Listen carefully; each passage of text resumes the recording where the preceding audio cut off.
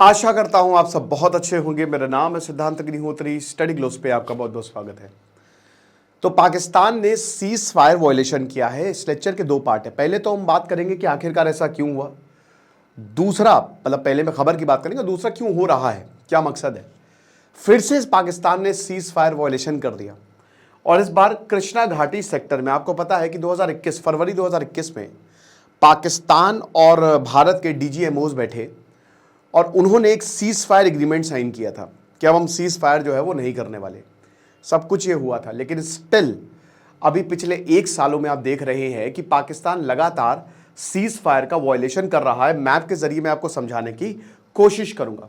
और कृष्णा घाटी सेक्टर में अभी फरवरी में भी कृष्णा घाटी सेक्टर सेम यहीं पे ही जो है वो सीज फायर वायलेशन हुए थे और फिर से इन्फिल्ट्रेशन का अटेम्प्ट था।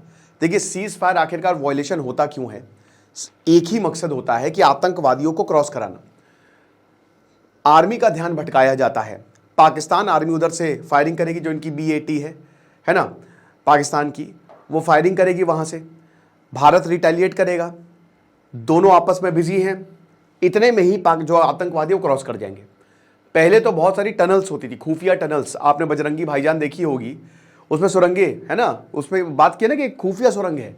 तो पहले तो ऐसी सुरंगें थी, बाद में आर्मी ने इन सबको खत्म किया, सबको कवर कर दिया। ठीक है, अब सुरंगें आपको नहीं मिलेंगी, लेकिन वायलेशन हुआ है, यानी कि इन्फिल्ट्रेशन की कोशिश की गई है।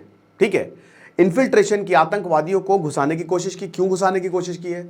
इनस्टेबिलिटी फैलाने के लिए, है ना। पिछले साल बहुत सारे भारत में कश्मीर और जम्मू में अटैक हुए। सबसे खतरनाक शिवकोड़ी अटैक, है ना, वैष्णो देवी से 80-90 किलोमीटर जो है वहां पे आतंकवादियों ने हमला किया। ये तो ड्राइवर की सूझबूझ थी, वरना तो सबके सब मारे जाते। 10 लोगों की मौत हुई थी, 53 लोग थे बस में। और काफी किलिंग्स हुई, टारगेटेड किलिंग्स हुई, हमको देखने को मिली। जैश ए मोहम्मद, लश्कर, ये सब शामिल थे और दुश्मनों को फिर निपटाया भी गया। तो आतंकवादियों की जरूरत है। अब सबसे बड़ी बात, इन्फिल्ट्रेशन एक तो अनस्टेबिलिटी फैलाने के लिए। अनस्टेबिलिटी फैलाई क्यों जा रही है? क्योंकि भारत का कश्मीर डेवलप हो रहा है। यूनियन मिनिस्ट्री ने बोल दिया है 19 अप्रैल को वंदे भारत चल जाएगी। ये कल मैं जब खबर पढ़ रहा था तो वंदे भारत, जो स्लीपर वंदे भारत है ना, रात में 7 बजे चलेगी दिल्ली से, सुबह 8 बजे श्रीनगर पहुंचा देगी। तो अब ट्रेन से भी जुड़ गया है कश्मीर। तो जाहिर सी बात है Kashmir is on the development mode, वो डेवलपमेंट मोड पे है। तो इनस्टेबिलिटी जितनी ज़्यादा फैलाएंगे, प्रोजेक्ट्स को हार्म किया जाएगा। पाकिस्तान ऑक्युपाइड कश्मीर में आपको पता ही है क्या हाल है। पिछले अप्रैल में डेडली प्रोटेस्ट हुए थे। पूरा पीओके जो है वो आ गया था कि तुमने हमको आतंकवाद की फैक्ट्री बना रखी है। और देखिए पीओके से आतंकवादियों का आना यहाँ पे बहुत ज़्यादा आसान हो जाता है। क्यों हो जाता है? क्योंकि मुजफ्फराबाद में ही सारे ट्रेनिंग सेंटर्स हैं, आतंकवाद के ट्रेनिंग सेंटर्स वहाँ पे ही हैं। जब भारत ने स्ट्राइक्स की थी पुलवामा हमले के बाद, जब भारत ने स्ट्राइक्स की थी तो इसी पीओके एरिया में ही स्ट्राइक्स की थी, है ना। यहां पे ही जो हेडक्वार्टर्स थे आतंकी के, उनको निशाना बनाया था और बैंग ऑन, एकदम सही था। 2021 में फिर पाकिस्तान को समझ में आया, क्योंकि भारत फिर उस समय वॉर मोड में चला गया था। भारत ने बहुत मारा, इतना ताबड़तोड़ फायरिंग की भारत ने कि पाकिस्तान के औकात ठिकाने आ गई, उनकी अकल ठिकाने आ गई। तो 2021 में दोनों देशों ने बैठ के सीज फायर वायलेशन एग्रीमेंट किया कि हम नहीं करेंगे सीज फायर वायलेट। लेकिन फिर से पाकिस्तान ये काम कर रहा है। अब देखिए हमको पिछले 2 महीने में सर्च देखने को मिले हैं और यहाँ पे 5 इन्फिल्ट्रेटर्स को मार भी दिया गया है। जो क्रॉस करने की कोशिश कर रहे थे उनको मार भी दिया गया। भारतीय आर्मी, इंडियन आर्मी पागल थोड़ी ना है, इंडियन आर्मी दुनिया की बेस्ट है। तो तुम उधर से फायरिंग करोगे तो क्या हम बैठे रहेंगे? तो इंडियन आर्मी ने जवाब दिया और जितने भी इन्फिल्ट्रेटर्स थे उनको ढेर कर दिया। लेकिन ये मामला बहुत गंभीर है। अब दूसरे पार्ट पे आते हैं कि आखिरकार ज्योग्राफी क्या है, बात करेंगे। लेकिन उससे पहले बता दूं दोस्तों कि हमारा चाणक्य नीति और पर्सनालिटी डेवलपमेंट का कॉम्बो ये कल तक सेल है। दोनों को ही हमने कंबाइन कर दिया है। दोनों बेस्ट कोर्स है, 50 घंटे से ऊपर, 50 से 60 घंटे आपको मिलेंगे। मात्र 500 रुपए का ये कोर्स दोनों आपको मिल रहे हैं। आमतौर पर काफी महंगे कोर्स है, तो डिस्क्रिप्शन और कमेंट बॉक्स में लिंक दिया है, आप कोर्स को अवेल कर सकते हैं और नॉलेज का फायदा उठाइए। बहुत सारी किताबों के, पर्सनालिटी डेवलपमेंट में तो 50 किताबों का रिव्यू है। तो थोड़ा सा ज्योग्राफी समझ लेते हैं। देखिए अभी वैसे जितने भी बॉर्डर एरियाज है मैं गया हूं, मैंने देखे हैं पाकिस्तान के बॉर्डर्स। बांग्लादेश से हम सबसे बड़ा बॉर्डर शेयर करते हैं 4000 किलोमीटर का लगभग।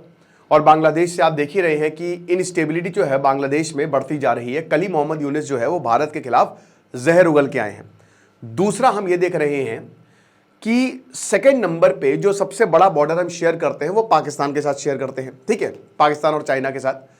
तो 3370 किलोमीटर का बॉर्डर है पाकिस्तान के साथ, बहुत लंबा बॉर्डर है। चाइना का देखिए, चाइना का फेंस्ड नहीं है। प्रॉब्लम ये है एलएसी और एलओसी में फर्क इतना ही है कि लाइन ऑफ एक्चुअल कंट्रोल जो है ना वो फेंस ही नहीं, और कभी भी चाइना नहीं चाहता है कि उसको हम फेंस करें, क्योंकि इसे ऐसे ही तो वो आगे बढ़ रहा है। वो ज्योग्राफिकल पॉइंट्स है, उनको बॉर्डर एक तरीके से बना रखा है। अब ये ठीक रहता है, जैसे अभी मैं गया था मेघालय, तो वहां पे दौकी है, ठीक है, दौकी उंगोट रिवर, तो उधर साइड वो रिवर ही बॉर्डर है। उधर साइड है बांग्लादेश, इधर साइड है भारत, है ना। जब आप सोहरा जाएंगे चेरापूंजी, वहां से लगभग 90 किलोमीटर की दूरी पर, बहुत खूबसूरत है, बिल्कुल क्रिस्टल क्लियर वाटर है ना। तो वो ठीक चल लगता है। ऐसे नेपाल के साथ भी है, बट पाकिस्तान के साथ हमको फेंस करने की जरूरत क्यों पड़ी? ये फेंसिंग 1965 के बाद जो है वो शुरू होती है, उससे पहले फेंसिंग थी ही नहीं। वो इसलिए क्योंकि पाकिस्तान बॉर्डर का यूज करके आतंकवादियों को भेज रहा था, ठीक है। अब हमारा टोटल 3370 किलोमीटर का बॉर्डर है।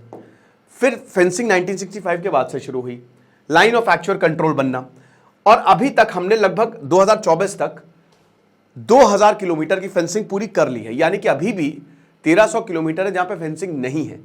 देखिए, जो अगर हम बात करते हैं राजस्थान या फिर पंजाब की, राजस्थान में 1000 किलोमीटर का लगभग बॉर्डर है, पंजाब में 400 किलोमीटर का बॉर्डर है, बाकी पूरा 2000 किलोमीटर जो है ना वो कश्मीर का है। आप समझ रहे हो? तो पंजाब में तो कोई प्रॉब्लम नहीं है, वहाँ पे तो इनफैक्ट बढ़िया है, क्योंकि वहाँ पे बॉर्डर सेरेमनी होती है। अभी मैं राजस्थान गया, जैसलमेर गया, तो वहाँ पे भी मैं बॉर्डर देख के आया, तो वहाँ पे भी कोई दिक्कत नहीं है। मेन कश्मीर है। कश्मीर में प्रॉब्लम क्या है कि बहुत सारे एरिया ऐसे हैं, लगभग मान के चलिए कि 500 से 800 किलोमीटर के एरिया ऐसे हैं जहाँ पे फेंसिंग नहीं है। वो एरिया जो है वो आतंकवादियों के लिए बेस्ट है, और वहाँ पे आप फेंसिंग बना भी नहीं सकते। कहीं नदियाँ हैं, कहीं जंगल हैं, कहीं बर्फीले पहाड़ हैं, तो हर जगह फेंसिंग नहीं बना सकते। अब ऐसे आर्मी में ड्रोन की मदद ली जाए, कैमरे की मदद ली जाए, वहाँ पे सैनिकों को तैनात किया जाए, तो इस चीज़ का फ़ायदा उठा के जो है वो आतंकवादी क्रॉस करते हैं। लेकिन ये उनके लिए भी बड़ा मुश्किल है, वो इतना आसान नहीं है, उनके लिए भी बहुत ज़्यादा मुश्किल है। 1965 से पहले सरबजीत जो है वो ऐसे ही तो क्रॉस कर गए थे। अगर फेंसिंग होती तो क्रॉस ही ना करते, फेंसिंग नहीं थी तो क्रॉस कर गए, ठीक है। तो यहां पे फायदा उठाया जाता है। अब देखिए, गुजरात में कोई प्रॉब्लम नहीं है, राजस्थान में कोई प्रॉब्लम नहीं है, पंजाब में कोई प्रॉब्लम नहीं है। प्रॉब्लम जहां पे आती है वो कश्मीर में ही आती है। वहीं पे सोल्यूशन क्या है? सीज फायर एग्रीमेंट किया भारत ने 2021 में, फरवरी 2021 में। पाकिस्तान ने वॉयलेट किया, पाकिस्तान फिर से रिटेलिएट, मतलब इंडियन आर्मी ने उसको मुंह तोड़ जवाब दिया। तो अब इंडियन आर्मी जो है उसने ये साफ कर दिया है कि देखो यार, अगर आगे जाके कुछ ऐसी चीज़ें होती है तो हम चुप तो नहीं बैठेंगे। यानी कि हो सकता है फिर से कोई सर्जिकल स्ट्राइक या फिर से कोई ऐसी स्ट्राइक जहां पे इनको सबक सिखाया जाए, राइट। तो ये ऑप्शंस हैं, लेकिन फिलहाल वॉयलेशंस हो रहे हैं। पाकिस्तान के अंदर भी बहुत ज़्यादा अनस्टेबिलिटी, आपको पता है कि हर दिन धमाके या कुछ ना कुछ आतंकवादी कर रहे हैं। ओके, तो बाकी जो भी अपडेट होगा मैं आपको बताऊंगा, बट फिलहाल यही है। खुश रहिए, पढ़ते रहिए। दिस इज सिद्धांत अग्निहोत्री साइनिंग ऑफ। हमारे कोर्स को आप अवेल कर सकते हैं। Thank you so much.